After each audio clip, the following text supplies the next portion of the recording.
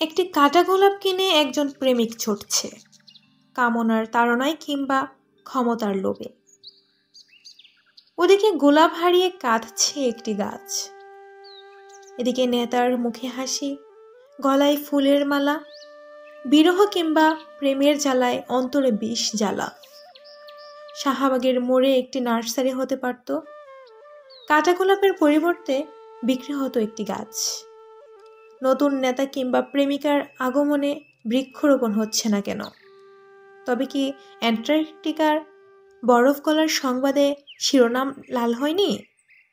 নাকি মানুষেরা পাপাচারের মার্কেটিংয়ে হারিয়েছে বোধ? বন কিংবা সাগর ধ্বংস করে জেগে ওঠা সভ্যতার পরিসমাপ্তি এখানেই। কাটা গোলাপের ক্রেতার পদাঘাতের ভূমিকম্পনে থরথর কাঁপছে এই পৃথিবী।